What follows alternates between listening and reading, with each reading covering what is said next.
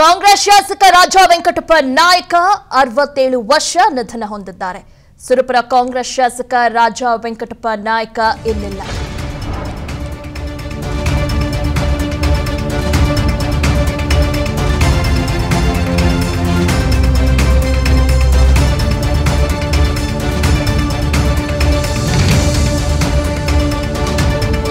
ಯಾದಗಿರಿ ಜಿಲ್ಲೆ ಸುರಪುರ ವಿಧಾನಸಭಾ ಕ್ಷೇತ್ರದ ಕಾಂಗ್ರೆಸ್ ಶಾಸಕ ರಾಜಾ ವೆಂಕಟಪ್ಪ ನಾಯಕ ಅವರು ಇಂದು ರಾಜಧಾನಿ ಬೆಂಗಳೂರಿನ ಮಣಿಪಾಲ್ ಆಸ್ಪತ್ರೆಯಲ್ಲಿ ನಿಧನರಾಗಿದ್ದಾರೆ.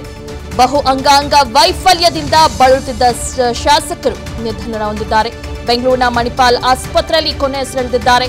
ಚಿಕಿತ್ಸೆ ಫಲಿಸದೆ ರಾಜಾ ವೆಂಕಟಪ್ಪ ನಾಯಕ ಕೊನೆಯುಸಿರೆಳೆದಿದ್ದಾರೆ.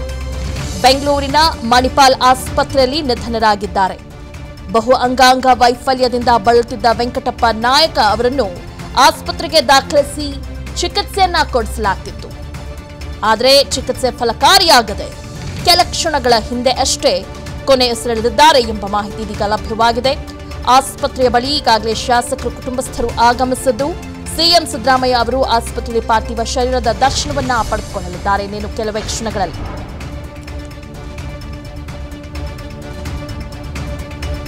4 ಬಾರಿ ಶಾಸಕರಾಗಿ ಆಯ್ಕೆಯಾಗಿದ್ದ ರಾಜಾ ವೆಂಕಟಪ್ಪ ನಾಯಕ್ ಅವರು ಇವತ್ತು ನಿಧನ ಹೊಂದಿದ್ದಾರೆ. ಉಗ್ರಾಣ ನಿಗಮದ ಅಧ್ಯಕ್ಷರೂ ಆಗಿದ್ರು ರಾಜಾ ವೆಂಕಟಪ್ಪನವರು. ಕೆಲ ದಿನದ ಹಿಂದೆ ಅಷ್ಟೇ ಅಧ್ಯಕ್ಷರಾಗಿ ಅಧಿಕಾರವನ್ನ ಸ್ವೀಕರಿಸಿದ್ರು ಶಾಸಕರು. ಸಿಎಂ ಸಿದ್ದರಾಮಯ್ಯನವರಿಗೆ ಬಹಳ ಆಪ್ತರು ಕೂಡ ಇವರು. ಇದೀಗ ಕಾಂಗ್ರೆಸ್ಗೆ ಇದು ನಿಜಕ್ಕೂ ದೊಡ್ಡ ಮಟ್ಟಿಗೆ ಲಾಸ್ ಅಂತಾನೆ ಹೇಳಬಹುದು.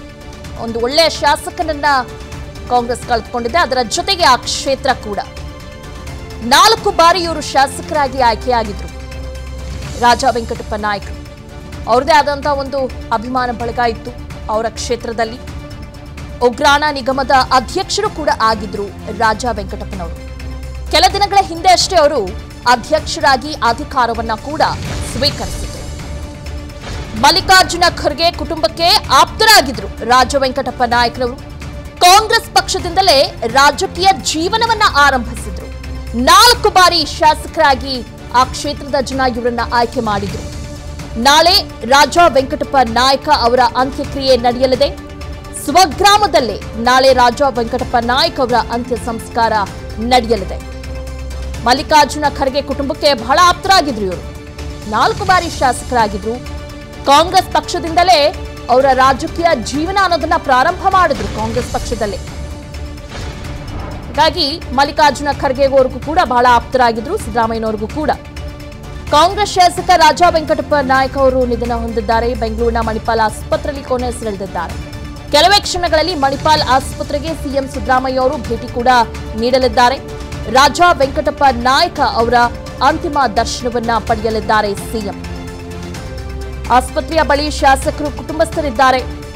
ಸಿಎಂ ಸಿದ್ದರಾಮಯ್ಯ ಅವರು ಕೂಡ ಆಸ್ಪತ್ರೆಯಲ್ಲಿ ಪಾರ್ಥಿವ ಶರೀರ ದರ್ಶನವನ್ನ ಪಡೆದುಕೊಳ್ಳಲಿದ್ದಾರೆ ಕೆಲವೇ ಕ್ಷಣಗಳಲ್ಲಿ ಎಂಬ ಮಾಹಿತಿ ಲಭ್ಯವಾಗ್ತಾ ಇದೆ. ಇದೀಗ ನಾಳೆ ಸಕಲ ಸರ್ಕಾರಿ ಮರ್ಯಾದೆಯೊಂದಿಗೆ ಹುಟ್ಟೂರಲ್ಲಿ ಅಂತ್ಯ ಸಂಸ್ಕಾರ ನಡೆಸಲಾಗುತ್ತೆ ಅಂತ ಹೇಳಲಾಗ್ತಾ ಇದೆ.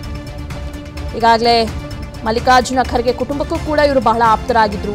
4 ಬಾರಿ ಶಾಸಕರಾಗಿದ್ರು. ಆ ಕ್ಷೇತ್ರದ ಜನ ಬಹಳ ನಂಬಿಕೆ ಇಟ್ಟಂತ ಶಾಸಕರಲ್ಲಿ ಇವರು ಕೂಡ ಒಬ್ರು. ಹೀಗಾಗಿ 4 ಬಾರಿ ಆ ಕ್ಷೇತ್ರದ ಜನ ಪ್ರೀತಿಯಿಂದ ಇವರನ್ನ ಆಯ್ಕೆ ಮಾಡಿದ್ರು. ಇವ್ರ ಬಗ್ಗೆ ಸಾಕಷ್ಟು ಒಂದು ನಿರೀಕ್ಷೆಯನ್ನು ಕೂಡ ಇಟ್ಕೊಂಡಿದ್ರು. ಈ ವರ್ಷ ಕಾಂಗ್ರೆಸ್ ಪಕ್ಷ ಅಧಿಕಾರದಲ್ಲಿರೋ ಕಾರಣ ನಮ್ಮ ಕ್ಷೇತ್ರ ಇನ್ನಷ್ಟು ಅಭಿವೃದ್ಧಿ ಆಗುತ್ತೆ ಅನ್ನೋ ಒಂದು ಆಸೆ ಸಹಜವಾಗಿ ಅವರ ಕ್ಷೇತ್ರದ ಶಾಸಕರ ಮೇಲೆ ಇಟ್ಕೊಂಡಿದ್ರು. ಇದು ಕ್ಷೇತ್ರದ ಜನರಿಗಷ್ಟೇ ಅಲ್ಲ, ಕಾಂಗ್ರೆಸ್ ಪಕ್ಷಕ್ಕೂ ಕೂಡ ತುಂಬಲಾರದಂತ ನಷ್ಟ ಅಂತಾನೆ ಹೇಳಬಹುದು. ಸ್ವಗ್ರಾಮದಲ್ಲಿ ನಾಳೆ ರಾಜಾ ವೆಂಕಟಪ್ಪ ನಾಯಕ ಅವರವರ ಅಂತ್ಯ ಸಂಸ್ಕಾರ ನಡೆಯಲಿದೆ.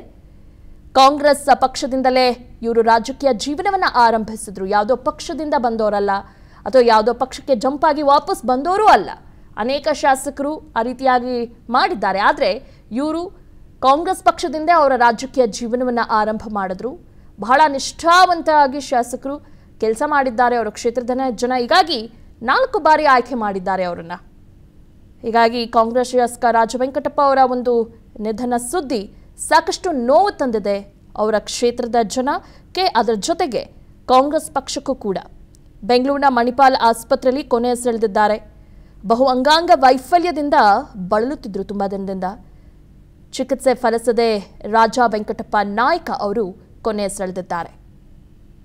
ಉಗ್ರಾಣ ನಿಗಮದ ಅಧ್ಯಕ್ಷರು ಕೂಡ ಆಗಿದ್ರು ರಾಜಾ ವೆಂಕಟಪ್ಪನವರು. ಕೆಲದ ಹಿಂದಷ್ಟೇ ಅಧ್ಯಕ್ಷರಾಗಿ ಅಧಿಕಾರ ಕೂಡ ಸ್ವೀಕರಿಸಿದ್ರು. ಇನ್ನಷ್ಟು ಕೆಲಸ ಮಾಡಬೇಕು ನಮ್ಮ ಕ್ಷೇತ್ರದ ಜನತೆಗೆ. 4 ಬಾರಿ ನನ್ನನ್ನು ಶಾಸಕರಾಗಿ ಆಯ್ಕೆ ಮಾಡಿದ್ದಾರೆ. ನಮ್ಮ ಕ್ಷೇತ್ರದ ಜನಗೆ ಏನಾದರೂ ಒಂದು ಕೊಡುಗೆಯನ್ನು ಕೊಡಬೇಕು, ಕ್ಷೇತ್ರವನ್ನು ಅಭಿವೃದ್ಧಿ ಮಾಡಬೇಕು ಅಂತ ಸಾಕಷ್ಟು ಕನಸು ಕಟ್ಟಂಥ ಶಾಸಕರಲ್ಲಿ ಇವರು ಕೂಡ ಒಬ್ಬರು.